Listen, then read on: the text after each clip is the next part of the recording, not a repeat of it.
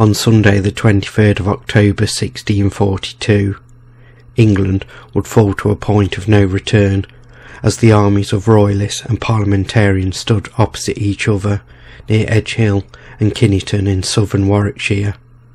This is the Battle of Edge Hill.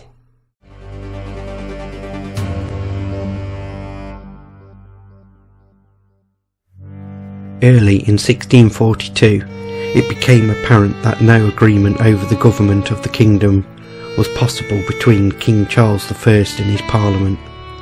The King left London on the 2nd of March 1642 and headed for the north of England. Both Parliament and the King realised that armed conflict was inevitable and prepared to raise forces.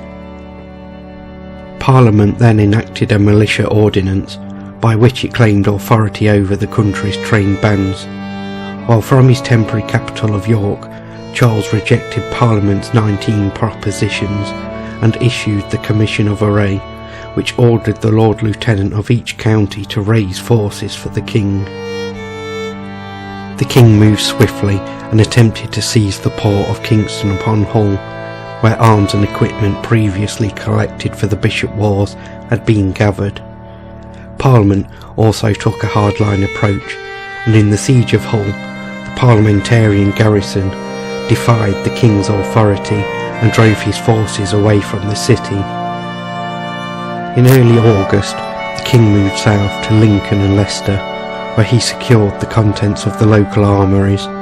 Then, on the 22nd of August, he took a decisive step by raising the royal standard in Nottingham, effectively declaring war on Parliament.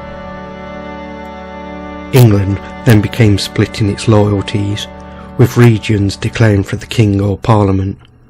Charles moved to Chester and then to Shrewsbury, where large numbers of recruits from Wales and the Welsh border were expected to join him.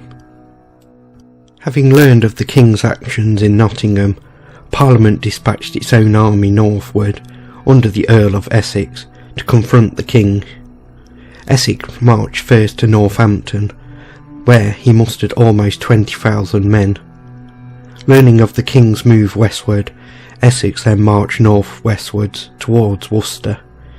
On the 23rd of September, in the first clash between the main Royalist and Parliamentarian armies, Royalist cavalry under Prince Rupert of the Rhine routed the cavalry of Essex vanguard at the Battle of Powick Bridge. By early October, the King's army was almost complete at Shrewsbury. He held a council of war at which two courses of action were considered. The first was to attack Essex army at Worcester, which had the drawback that the close country around the city would put the Royalist cavalry at a disadvantage. The second course, which was adopted, was to advance towards London. By the 22nd of October, the Royalist army was quartered in the villages around Edgecote and was threatening the parliamentarian post of Banbury. The garrison of Banbury sent messengers pleading for help to the garrison of Warwick Castle. The parliamentarian force under Essex, which had just reached there, ordered an immediate march to Kineton to bring relief to Banbury, even though his army was straggled and not all his troops were present. That evening there were clashes between outposts and quartermasters' parties in Kineton and the villages nearby, and the Royalists had their first inkling that Essex's army was close by. The King issued orders for his army to muster for battle on top of the escarpment of Edge Hill the following day. Essex originally intended marching straight to the relief of Banbury, but at about 8 AM on the 23rd of October, his outpost reported that the Royalists were massed on Edge Hill, 4.5 miles from Kineton. Essex deployed his army about halfway between Kineton and the Royalist army, where hedges formed the natural position. Thus the armies were set for battle. Both armies were composed of very raw soldiers, though had several experienced officers who had previously fought in the Dutch or Swedish armies during the 30 Years' War. Several of them had been recruited to lead English forces, which were intended to be sent to Ireland following the Irish Rebellion of 1641. Both King and Parliament had to bid highly for their services. At this early stage of the war, the Royalist cavalry was superior to Parliament. However, the Parliamentarian infantry was better equipped than their Royalist counterparts. The Royalist pikemen were said to have lacked armour, and the musketeers lacked swords, making the Royalist infantry more vulnerable in hand-to-hand combat.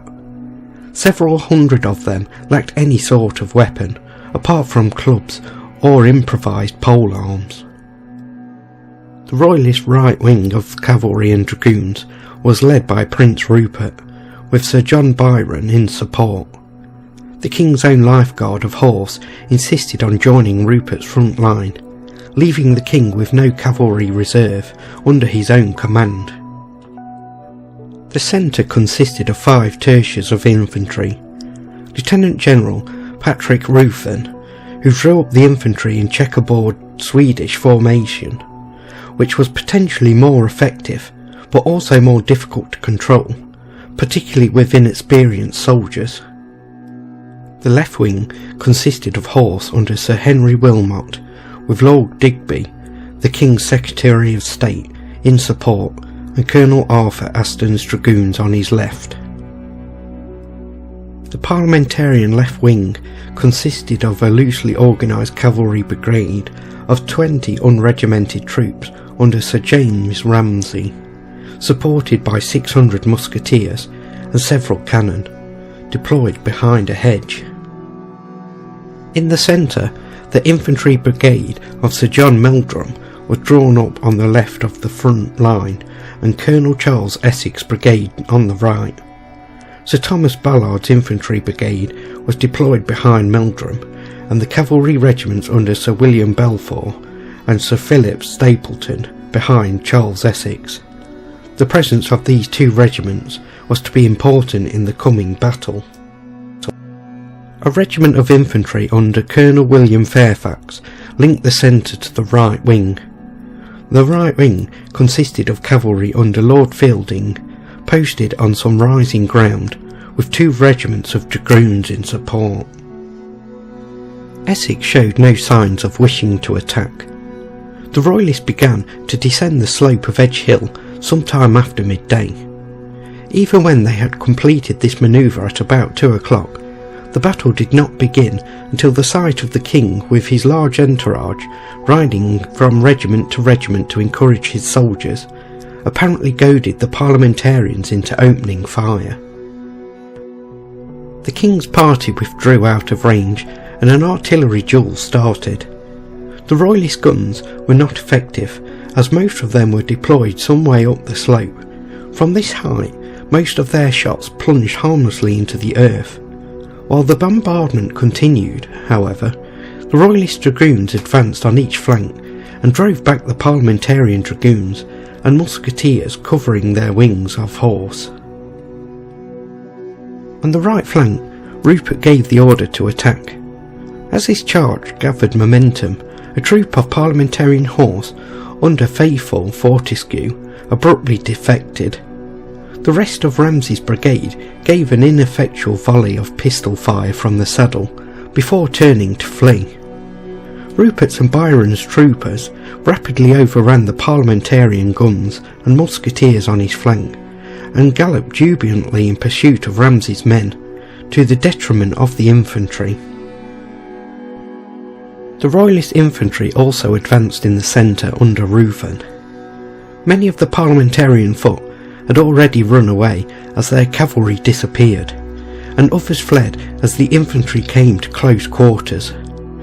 The brigades of Sir Thomas Ballard and Sir John Meldrum nevertheless stood their ground. The Parliamentarian cavalry regiments of Stapleton and Balfour emerged through the gaps of the line in the Parliamentarian foot soldiers and charged the Royalist infantry. With no Royalist cavalry to oppose them, they put many units to flight.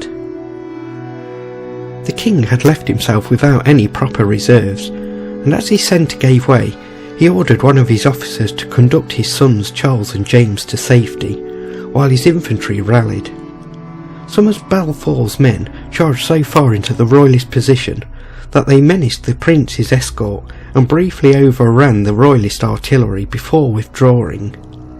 In the front ranks, Lord Lindsay was mortally wounded, and Sir Edmund Varney died defending the royal standard, which was captured by parliamentarian ensign Arthur Young.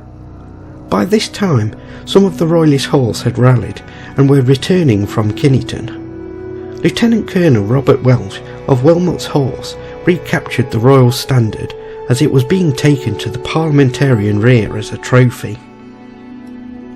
As the light began to fade, the battle ended with a firefight from either side of a dividing ditch, before nightfall eventually brought the natural close to hostilities. The royalists had been forced back to the position they had originally advanced. Many men from both sides fled or fell out to loot enemy baggage, and neither army was able to gain a decisive advantage. After the battle, the king resumed his march on London, but was not strong enough to overcome the defending militia before Essex's army could reinforce them. The inconclusive result of the Battle of Edgehill prevented either faction from gaining a quick victory in the war, which would last another 4 years.